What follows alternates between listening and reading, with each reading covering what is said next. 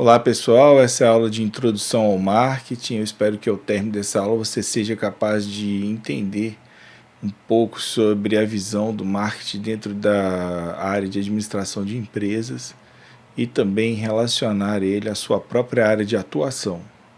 Bom, então vamos dar início aqui ao conteúdo, né? Deixo aqui meu nome, meu e-mail para que você entre em contato em caso de dúvidas. Se você estiver fazendo esse curso pela plataforma, você terá lá o seu devido fórum de dúvidas ou mecanismo de mensagem para conversar conosco, com a nossa equipe aí de atendimento. Bom, é sempre interessante iniciar esse conteúdo a partir do conceito de administração, uma vez que o marketing aí é uma das funções, né? Ele encaixa nessa engrenagem da administração de empresas e conversa muito mais intimamente com essa área. Então, a administração é um processo de tomada de decisão, né, sobre objetivos e utilização de recursos. Esse processo administrativo abrange 5 tipos de funções: o planejamento, a organização, a liderança, a execução e o controle. A função do administrador consiste em fazer com que as pessoas exerçam suas atividades ao mesmo tempo que ele atende os anseios do cliente e do público, dos seus parceiros ou dos seus colaboradores. Então vamos pensar aqui em administração como uma ferramenta de gestão de empresas e também de gestão de organizações, uma vez que ela não se aplica somente a empresas que tenham ali aquele cunho capitalista ou a função de dar lucro, né? Hoje a gente vê a administração sendo aplicada amplamente nos setores públicos, no terceiro setor, e a gente vê muitas vezes no nosso dia a dia que nós mesmos, ao gerenciar nossa casa, gerenciar algum evento social da nossa família ou do lugar onde a gente trabalha, nós vamos aplicar recursos de organização, recursos para organização, para administração. E aí, a partir desse momento, é interessante a gente explicar que a administração de empresas, ela tem mesmo dentro do seu próprio curso de formação ali o estudo do que é uma organização, né? E a gente tem ali toda a teoria das organizações e como que a administração ali dialoga com esse estudo. Então vamos pensar aqui que organização é uma forma como se dispõe, né, um sistema para atingir resultados pretendidos. Normalmente ele é formado por 2 ou mais pessoas que executam funções dentro de um modo controlado, coordenado, com a missão de atingir algum objetivo comum com eficácia. Então vamos explicar isso um pouco melhor. Eu posso chamar um conjunto de pessoas que praticam uma determinada religião de organização. Posso transformar uma igreja ou um grupo menor dessa religião também. Eu posso considerar ela como uma organização. E eu posso considerar, por exemplo, uma escola como uma organização, um condomínio como uma organização, e até mesmo uma família como organização, uma vez que se coordenam ali objetivos, né, para que se atendam ali, se coordenam ali um conjunto de ações para que se atendam a um objetivo comum. Então, dito isso, a gente tem que pensar que a gente vive numa sociedade, de organizações. E num mundo de organizações, seja elas públicas ou privadas ou chamadas do terceiro setor, que eu queria destacar aqui, que é uma área de interesse para muitos professores de educação física ou pessoas que atuam também no campo da saúde, que o terceiro setor ele é um conjunto aqui de organizações iniciativas privadas que visam a produção de bens e serviços públicos. Esse é o sentido positivo da expressão bens e serviços públicos. Nesse caso, implica uma dupla qualificação, quer dizer, ele não gera lucro, né? As empresas do setor público elas não geram um lucro e respondem a necessidades coletivas, a anseios sociais. Então, seja aplicada, né, a administração lá no seio daquela empresa tradicional, de uma fábrica, ou a administração aplicada ao setor público, ou a empresas do terceiro setor, uma ONG, uma determinada organização filantrópica, todos esses locos, vamos considerar assim, esses lugares, vão precisar de se basear em algum momento dos fundamentos da administração. Sejam eles conhecidos por parte das pessoas que vão ali exercer esses papéis, sejam eles praticados de forma empírica e muitas vezes intuitiva. E aí o objetivo de situar vocês com relação a esse contexto antes de iniciar a fala propriamente do marketing é para que vocês entendam onde o marketing se enquadra, tá? Então vamos pensar aqui assim em uma empresa no modo mais tradicional dela, ou talvez no modo mais histórico, que coadune ali, que localize vocês na época da administração mais contemporânea, né? Pulando toda a história ali feudal, a história dos reinos, a história da economia de subsistência, dos nômades, e a gente vai lá para a Revolução Industrial, tá bom? Numa fábrica, o objetivo dessa fábrica é entregar produtos finais, ok? Esses produtos finais, eles vão ser entregues a um comprador, a um usuário, a uma empresa, ou até mesmo esse produto final pode ser um bem social, ok?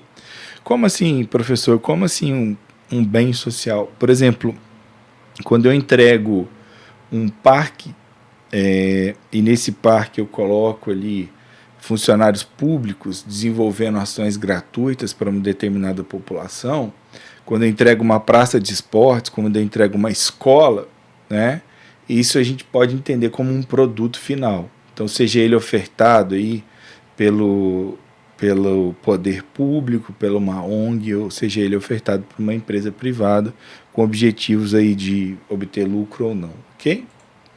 Só que para que isso aconteça, eu tenho uma entrada dentro dessa fábrica, e essa entrada vem por meio desses recursos aqui, olha.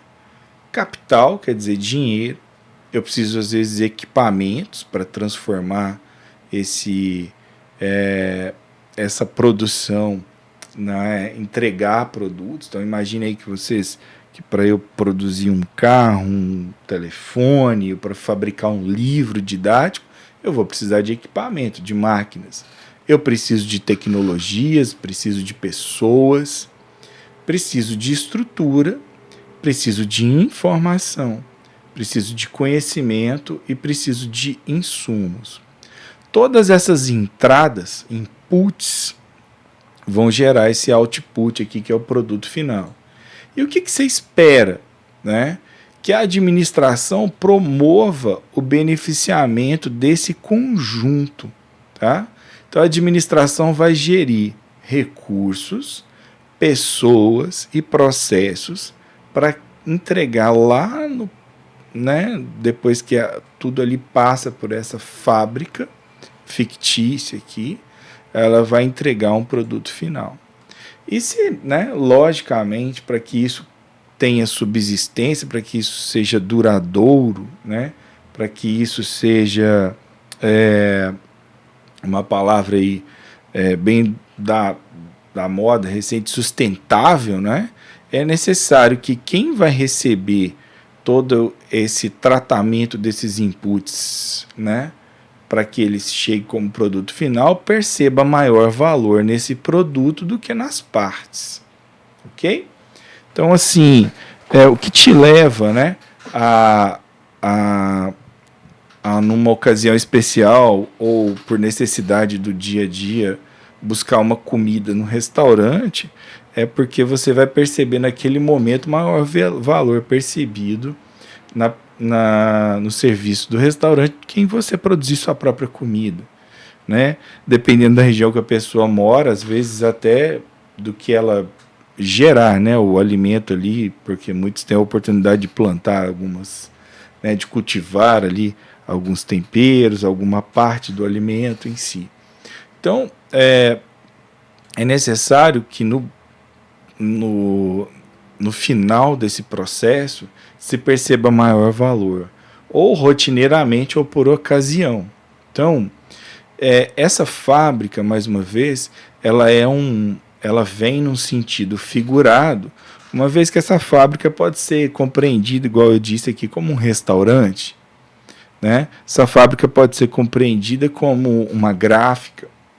Essa fábrica pode ser compreendida, inclusive, como uma empresa que provê serviços de internet, como o próprio meio pelo qual a gente está divulgando esse vídeo aqui, seja ele por meio do Teams, ou né, do stream da Microsoft, ou do YouTube, do Google, enfim.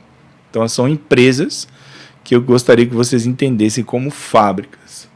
Né? Então, se você estuda na Universidade de Brasília ou faz algum curso agora, essa universidade também é uma fábrica. Ela reúne capital, equipamento, tecnologias, pessoas, estrutura, informação, conhecimentos, ou seja, insumos, para que no final você receba um produto, né, ou compreenda esse produto com um grande valor percebido que vai ser maior do que o sacrifício que você despende para receber esse produto, seja esse sacrifício financeiro ou até mesmo o sacrifício do seu tempo.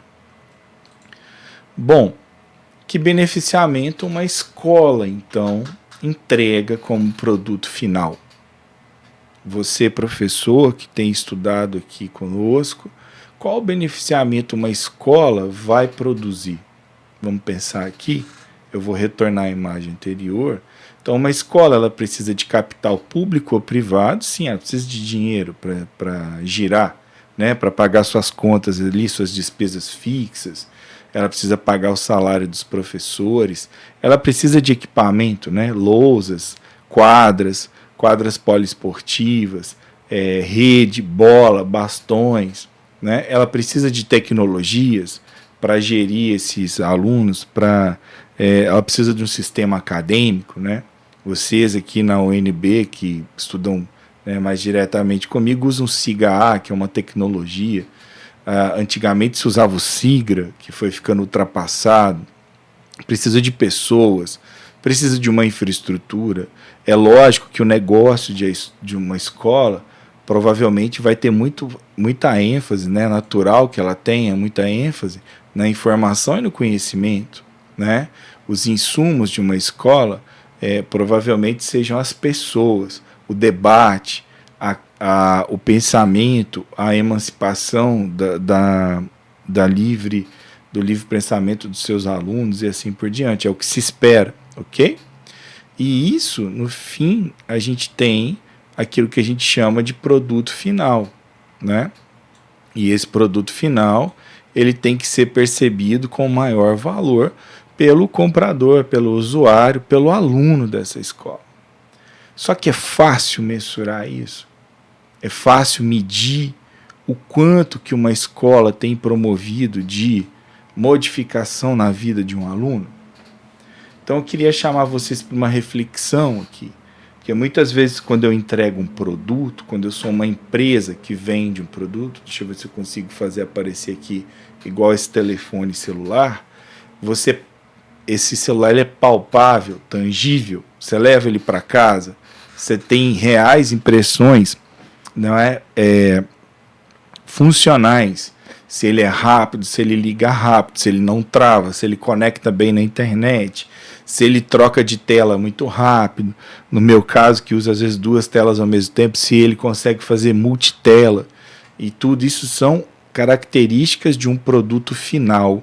Agora, qual é a característica de um produto final quando a gente passa, né, ao invés de manipular produtos, promover melhoria, promover conhecimento e promover uma modificação nas pessoas através de um currículo?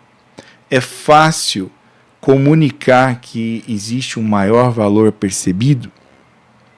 É fácil explicar para as pessoas que a partir de um processo totalmente intrínseco, que vai acontecer muitas vezes na mente da pessoa, no caso da educação física também no corpo, mas num corpo muito mais do que aquele corpo estético, daquele corpo que vai ser medido somente por variáveis estéticas, mas sim por variáveis, né, socioemocionais, por variáveis sociais, psicológicas, por variáveis, muitas vezes, da questão da aprendizagem, do desenvolvimento motor, é fácil a gente comunicar esse maior valor percebido para quem consome esse produto final, né?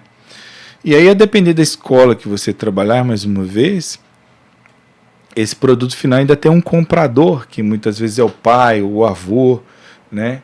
E ele compra o produto, mas quem usa o produto é a criança. E aí, né, já chamando a atenção para o marketing, você passa a ter ali um aluno e um cliente. E muitas lógicas de mercado hoje são reproduzidas no ambiente da escola, muitas vezes de maneira errônea, porque o que se compra, o processo de transformação dentro dessa fábrica, não é o que o cliente quer. O processo de transformação dentro dessa fábrica é um projeto pedagógico pensado, desenvolvido, que vai dar origem aos planos de aula, que vai dar origem às aulas. Então, as aulas aqui não são de acordo com o gosto do freguês. Entende o que eu digo? Elas são de acordo com todo um planejamento, uma perspectiva. Então, esse maior valor percebido tem que vir de uma concepção um pouco mais abrangente e não da aula em si como um todo. Mas envolve tudo isso, porque envolve pessoas, estrutura, informação, envolve relacionamentos aqui dentro. Então, dito isso, uma escola talvez é uma fábrica, vamos chamar assim por analogia, e me perdoem, porque eu não quero comparar escola a uma fábrica que use ali linhas de montagem para, né, sair dali carros ou produtos, muito pelo contrário, a escola agrega valor muito sutil, muito complexo, muito etéreo, muito difícil de se perceber, muito difícil de se comunicar. Então, muitas vezes, dentro da área de educação física, ainda dentro da escola, nós vamos ter que também coabitar com outras disciplinas e também justificar a importância da educação física dentro de todo o processo da escola onde uma criança passa. E, né, mais uma vez, para nós, uma vez que a gente vai buscar um produto na escola, por exemplo, vou buscar um produto no mercado, vou buscar um microfone, aqui.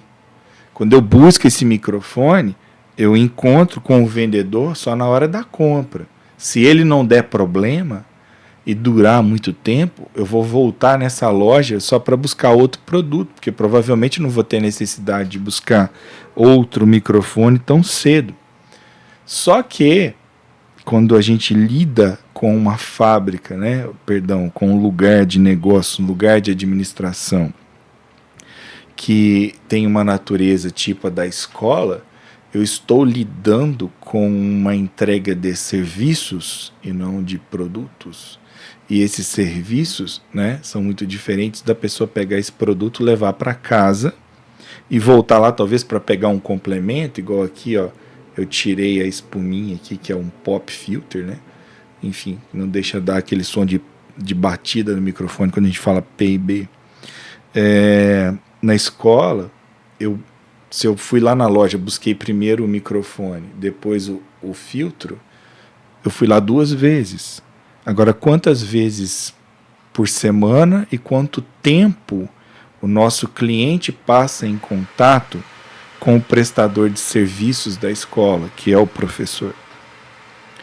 No marketing, a gente chama isso de momento da verdade, momento da entrega do produto, momento da compra, mas o momento da prestação de serviço do professor, ele engloba muito tempo. Durante um ano, um professor que dá 2 aulas de 50 minutos, né? Durante todo o período letivo, 2 aulas de 50 minutos para 50 clientes, cada um com uma necessidade, cada um com um desejo, cada um com uma compreensão, uma visão de mundo diferente. Por que eu estou abordando todos esses termos? Porque, sem saber, o professor é um grande atendente de linha de frente da escola. E ele, como atendente da linha de frente da escola, ele é uma pessoa que consegue entregar o mesmo serviço, muitas vezes serviços adaptados às necessidades de diversos alunos, ou seja, os clientes. E esses clientes nem sempre são quem define a compra, quem paga pela compra, no caso da escola particular. E no caso da escola pública, também não é mais simples, porque muitas vezes o Estado paga essa estrutura, banca essa estrutura, e a sociedade é que recebe essa estrutura. E muitas vezes tem-se a ideia histórica de que o público não é de ninguém. Não, o público é de todos. E aí, quando se começa a exigir do servidor público sua função, existe aí vários ruídos, várias dificuldades. Ou seja, se a gente tivesse que fazer uma analogia com um vendedor de loja de departamento, né? Vamos colocar aqui uma loja que vende aí celulares, que vende eletrodomésticos, enfim. Esse vendedor teria que atender 50 clientes ao mesmo tempo e satisfazer todos de maneira iguais, de maneira igual ou próxima do igual, de uma igualdade. Só que esses 50 clientes, eles se desdobram em mais, pais, mães, avós, tios, enfim, mais pessoas que são responsáveis por eles. Então seria a mesma coisa que um vendedor vendendo 50 produtos para 50 crianças ou adolescentes que têm como pagadores ou pessoas que têm consciência de uma troca, ou entrega necessária do governo, que definem ou muitas vezes patrocinam essa compra ou que negociam pela criança. Então você estaria atendendo aí num universo, sendo assim simplista, de uma família mais tradicional ali, 50 crianças mais 50 pais, 50 mães. E aí isso resultaria em você atender em um horário só 50 pessoas, que tem por trás mais 100. Então 150 pessoas. Por isso, professor, é importante a gente entender que dentro da escola ou do setor de fitness ou de qualquer ramo da atividade física, o professor de educação física precisa entender um pouco mais de administração, administração de recursos humanos, de materiais, de produção e de logística, a parte financeira e orçamentária também, para entender qual parte ele pode pedir, negociar dentro da escola. Ele tem que entender de sistema de informações, que são muitas vezes o sistema que a escola usa, as notas que são distribuídas. Ele tem que saber fazer um planejamento estratégico para atender, às vezes, numa classe, 10 meninas, 30 meninos, mais 5 pessoas com necessidades, com deficiência, pessoas que estão passando por problemas emocionais, enfim, ele precisa ter toda essa noção, inclusive a noção de serviços, para que ele entenda que dentro daquela fábrica, mesmo quando não há troca de dinheiro pelo serviço que ele presta, mesmo quando ele está trabalhando numa escola pública, é o marketing, que está aqui de amarelo, e o mercado, que vão sempre perceber o valor. Por que eu estou falando de percepção de valor? Porque a partir da hora que se percebe o valor, é que se entende que a educação física é necessária, sim. Desde o fundamental, desde o infantil, passando pelo fundamental até o ensino médio, por que não até na educação superior? É nessa hora que a gente comprova nosso valor, que a gente consegue demonstrar esse valor, que o cliente percebe esse valor, é que a gente começa a ter mais espaço na escola, é que é necessário a compreensão de que uma aula de educação física às vezes descarrega a bateria ou recarrega a bateria da molecada, dos meninos, dos alunos, para que eles voltem para a sala de aula mais capazes de aprender. E aí, professor que faz curso superior, que você entra porque você vem com muita informação técnica, ou pelo menos sabendo onde buscar boa informação técnica, para não surfar na quantidade de informação de baixa relevância que existe nas redes sociais, né? Nem toda informação que está na rede social tem relevância, ou seja, qual é a informação que você vai passar para o seu aluno sobre a importância da atividade física, a importância da flexibilidade, da agilidade, da interação entre os alunos, de se ter um jogo por meio do qual vão se formar equipes que vão dividir alunos em posições diferentes, com funções diferentes, para se chegar a um benefício. Qual é o benefício da educação física no ensinar que não se ganha todo dia? Qual é o benefício da educação física ao se ensinar que, muitas vezes, para que se consiga um objetivo, tem que se traçar a meta, dividir essa meta em várias partes, alcançar meta após meta para que se atinja um objetivo comum. Afinal de contas, a educação física é uma boa analogia com a vida, pois ninguém consegue aprender a jogar vôlei do dia para a noite, sem antes aprender a lançar e receber, sem antes aprender que uma bola mais pesada chega mais rápido, que uma bola mais leve, tipo essas bolões de parque, vai chegar um pouco mais lento, mas assim o controle dela é mais vulnerável ao vento, por exemplo. Tudo isso faz parte da educação física e faz parte da gente fazer essa analogia com a vida das pessoas. Ou seja, o mercado e o marketing, ele vai nortear como a gente comunica toda essa questão do valor percebido, ok? E aí a gente tem que entender que nem sempre o marketing foi assim e nem sempre todo marketing é assim. Pois uma vez que as fábricas evoluíram lá desde a Revolução Industrial, durante muito tempo a administração preocupou realmente em só melhorar os meios de produção, né? Como produzir melhor, mais eficiente, produtos que não eram muito variados, né? Imaginem vocês que hoje com a tecnologia, se você compra um aparelho da marca X, né, modelo tal, todo mundo em tese vai receber o mesmo aparelho, mas como na época da produção artesanal isso era difícil de acontecer, vocês acham que na hora de fazer um aparato doméstico de barro, todo saiu do mesmo tamanho, com o mesmo formato? Provavelmente não. Né? A administração também passou pela época do produto, ou seja, se eu produzo qualquer produto, eu tenho que despertar na necessidade do cliente a vontade de comprar esse produto. Então a gente vê isso muito na época ali, né, dos anos pós-quebra da Bolsa, né, 30, 40, lá da Bolsa dos Estados Unidos, 30, 40, fábricas que produziam eletrodomésticos e despertava ali aquele desejo desenfreado por ter esse eletrodoméstico. Esse tipo de marketing ele ainda é feito em muitas empresas aqui no Brasil, né?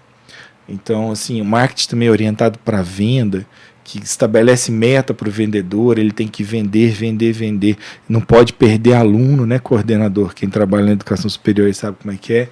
Não pode perder aluno, quem trabalha na educação, né, particular. Então, o marketing é orientado para a venda. E se estabelece ali metas de vendas e o cara tem que vender. Não interessa se quem comprou vai ter a dissonância depois de falar assim, putz, para que eu comprei isso? Só porque estava na promoção. Às vezes nem o dinheiro a pessoa tinha, só porque tinha um desconto ela vai lá, dá no cartão e acha que ainda saiu levando vantagem. Então assim, a gente vai achar todos esses tipos de marketing até hoje. Até chegar num ponto de marketing que a gente vê hoje talvez mais no meio dos serviços, no meio das grandes marcas que já fazem a diferenciação e também no meio do marketing de relacionamento, de pessoas que trabalham mais diretamente com o consumidor final, né, tipo um professor particular ou personal trainer, né, que entende a necessidade daquele aluno e tenta atender aquela demanda específica. Então, né, o professor particular que vai na casa do aluno entender por que aquela nota dele foi baixa e por que ele não conseguiu tirar aquela nota. Ou um professor de educação física que é chamado, né, muitas vezes para entender por que está tendo muita briga naquela sala e o que ele pode fazer para né, talvez melhorar essa parte da briga ou de um bullying específico. Então, essa evolução histórica é interessante a gente compreender, ok? Então, por fim, para encerrar essa aula, o marketing é uma atividade, um conjunto de instituições que vai, né, criar, comunicar, entregar e trocar ofertas que tenham valor para clientes, para parceiros e para a sociedade em geral.